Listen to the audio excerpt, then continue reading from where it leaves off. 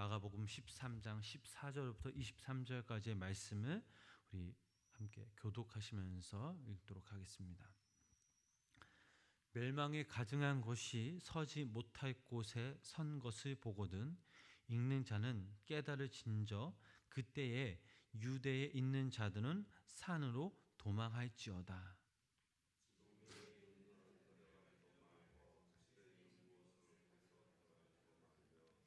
밭에 있는 자는 겉옷을 가지러 뒤로 돌이키지 말지어다.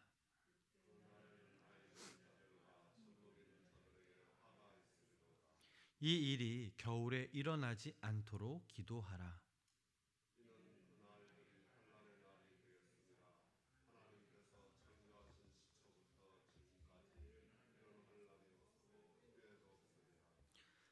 만일 주께서 그 날들을 감하지 아니하셨더라면 모든 육체가 구원을 얻지 못할 것이거늘 자기가 택하신 자들을 위하여 그 날들을 감하셨느니라.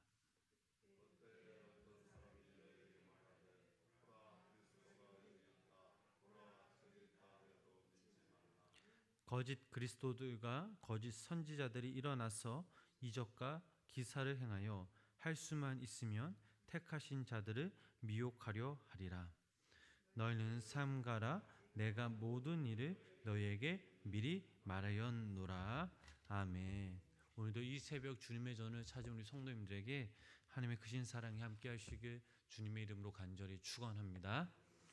오늘 저희들이 읽은 마가복음 13장 14절부터 23절까지의 말씀은 감람산 강화의 두 번째 단락입니다. 여기서는 예루살렘 그 한람 사건 및 말세 그 대환란에 우리가 임하는 자세에 대한 교훈을 기록하고 있습니다. 지난 시간에도 말씀드렸듯이 오늘 본문은 1차적으로 예수님이 제자들에게 들려주신 그 예언의 말씀일 뿐만 아니라 예수님이 다시 오실 그 날을 기록하고 있는 우리 모두를 위해 예수님께서 주신 계시와 말씀이기도 합니다. 그렇다면 오늘 이 시간 우리가 유의 깊게 살펴보아야 할 그 본문의 내용은 무엇일까요?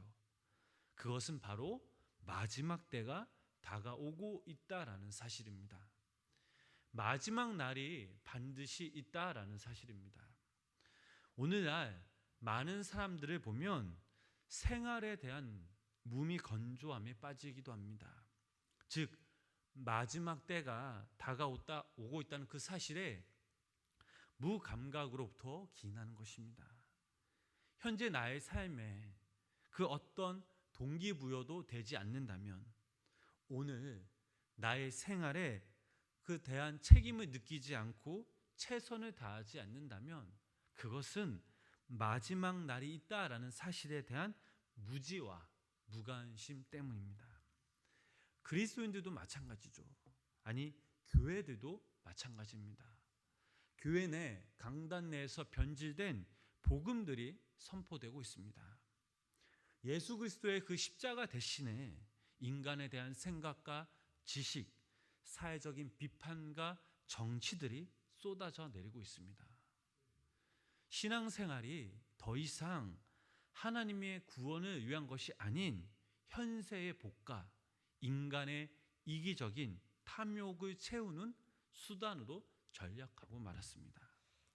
오늘 본문 16절 말씀 보면 이런 말씀이 있습니다. 우리 다시 한번 우리 함께 16절 말씀 읽어보겠습니다. 밭에 있는 자는 겉옷을 가지러 뒤로 돌이키지 말지어다. 아멘. 이 말씀에서는 마지막 날을 맞이하여 도망해야 할 그 위기에 그때의 밭에 있는 그 자에게 요구되는 태도가 나옵니다. 밭에 있다라는 것은 그가 일하는 중임을 나타내며 따라서 그는 겉옷을 입지 않고 아마 일하는 복장으로 있을 것입니다. 주님은 이런 사람에게 도망해야 할 위급한 상황에서 겉옷을 가지러 집으로 가지 말도록 당부하신 것입니다. 위급한 상황일수록 도망하는 일에만 집중해야 한다는 것입니다. 여기서 우리는 한 가지 교훈을 얻을 수가 있습니다. 그것은 언제나 마지막을 대비하여 의의 겉옷을 준비해야 한다라는 사실입니다. 우리들은 세상 사람들과 구별된 하나님의 사람들입니다. 우리가 지금 어디에 있든지 무엇을 하든지 항상 마지막을 준비하며 살아야 합니다.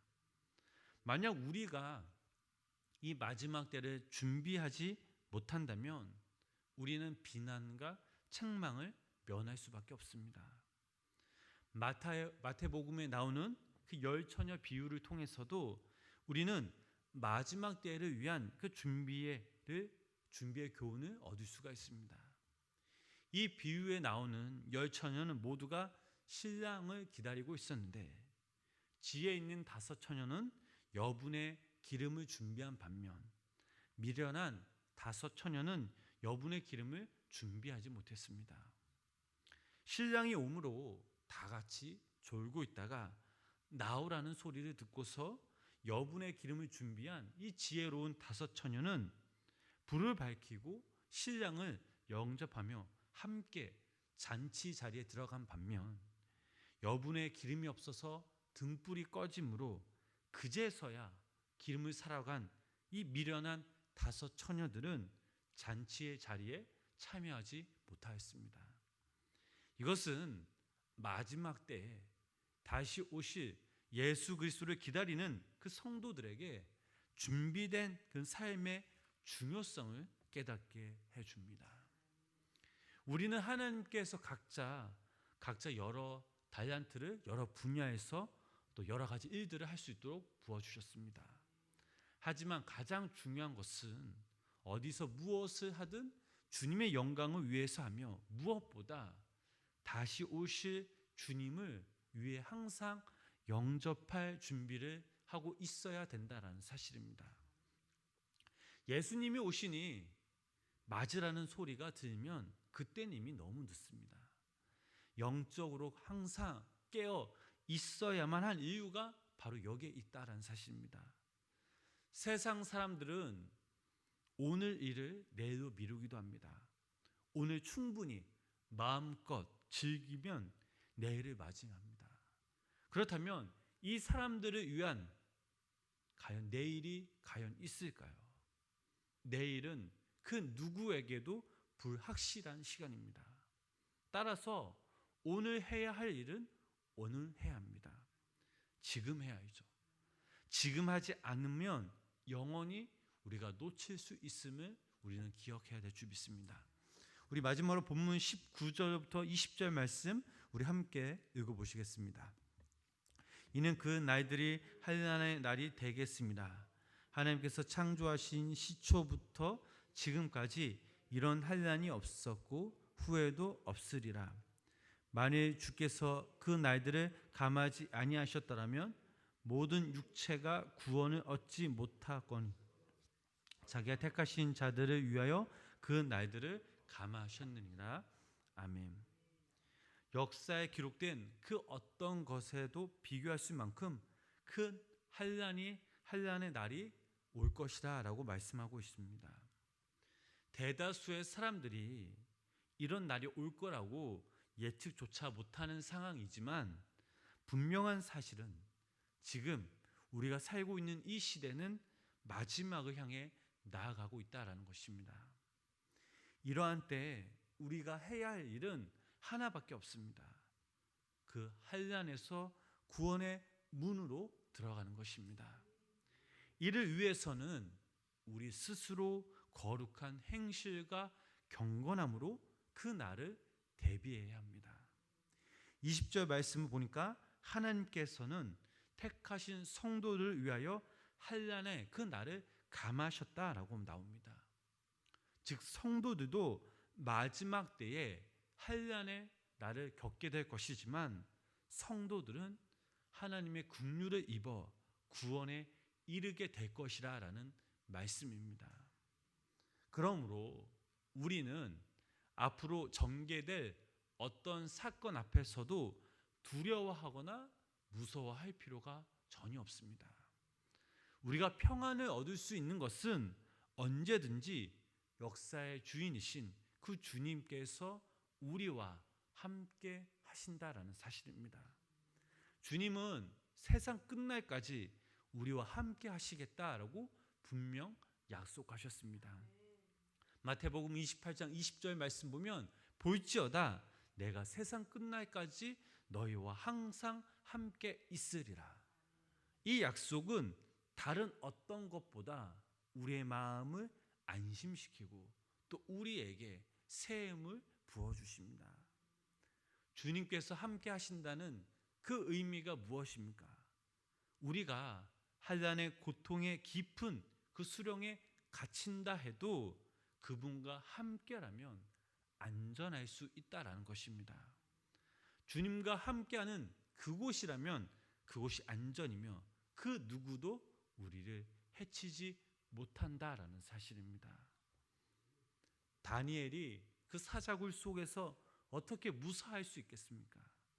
전지전능하신 하나님께서, 역사의 주인이신 그 하나님께서 함께 하시사 다니엘을 지켜주셨기 때문입니다.